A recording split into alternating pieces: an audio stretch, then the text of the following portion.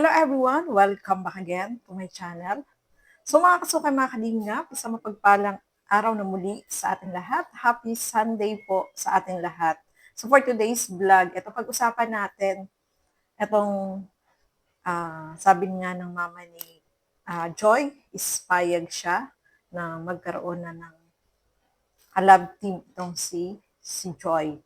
So alamin po natin sa video na ito, pero bago natin simulan yan, huwag niyo pong kakalimutan mag-subscribe, Bal Santos Matubang, Kalingap Rob at Edna Vlog, at supportahan po natin Kalingap Tahanan, Rob Matubang Vlog.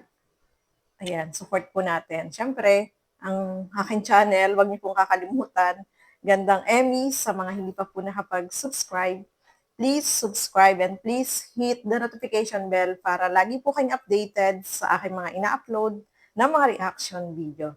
So eto, alamin natin ano kaya yung masasabi ng mama ni Joy. Tara, panoorin po natin ang video na ito. Bang sa tingin mo, anong hinahanap mong lalaki para kay Joy?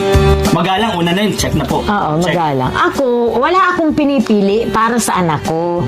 Kung sino yung gusto ng anak ko, yun na rin ako. Diba? Oo, wala akong pinipili. So, So, ayan po, mga kasukay, mga kalingap. Nasabi dyan ng mama ni Joy, ni Nanay Emelda, na wala naman daw siyang pinipili para kay Joy. So, ibig sabihin, hindi niya pinanghihimasukan kung ano man yung sino man yung gusto ni Joy. So, yun ang maganda doon, mga kalingap. Kasi, yung mama niya lang ay nandiyan para mag-advise, hindi siya makikialam kung sino man yung magustuhan ni Joy.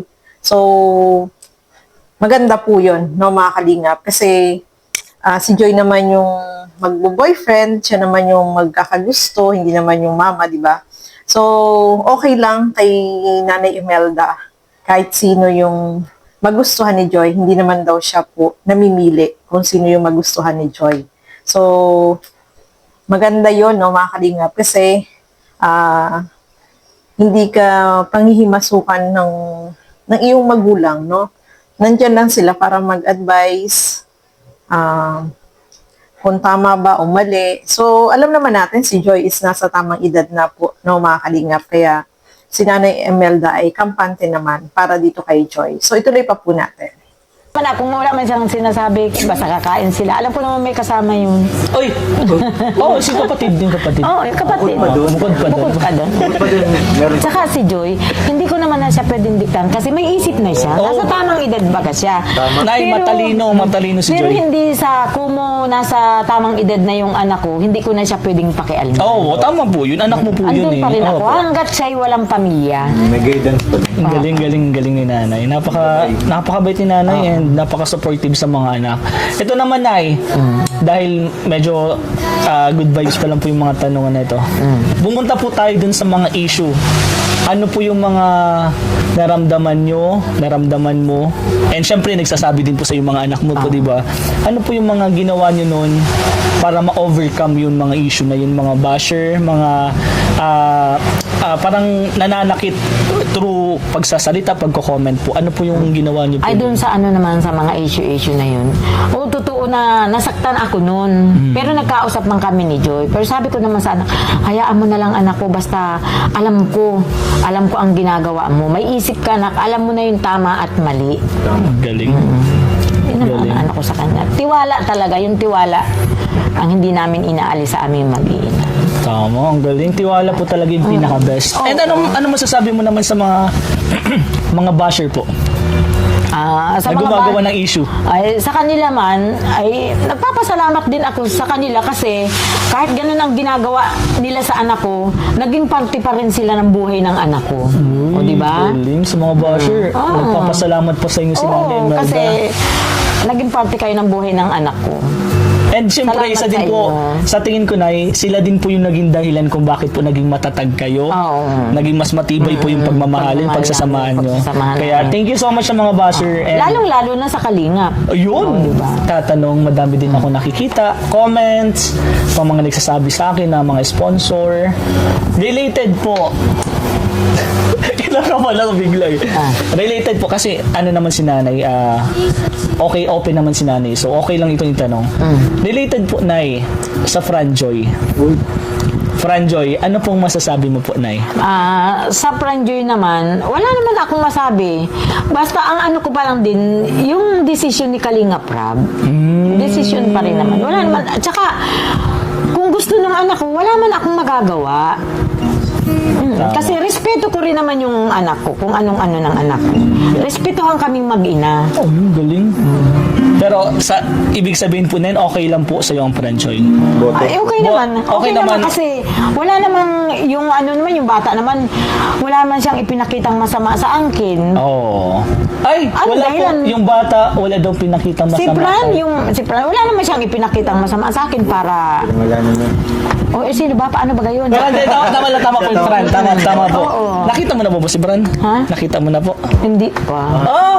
Naano lang siya, nag-message siya sa akin nung bagong taon. May bonus. Abay, bulong si nanay. Pero ayun, malay mo po soon, di ba? Malay mo po soon. Pero itong last na tanong dahil sa Franjoy. Once po, if magkaroon po ng next episode, okay lang po ba sa'yo? And willing ka po bang makasama dun sa vlog na yun? Sino si... Yung Franjoy po, magkasunod po na... Kasi ngayon po kasi nakapost po ang Franjoy. Naka-stop po muna siya. In case po na gawan po ng next episode, okay lang po ba sa'yo or willing ka po bang makasama dun sa vlog na yun? Parang katulad po ng dati kapag bibisitahin ka po dito and yun yung tulad po ng ginagawa dati ng mga serye po.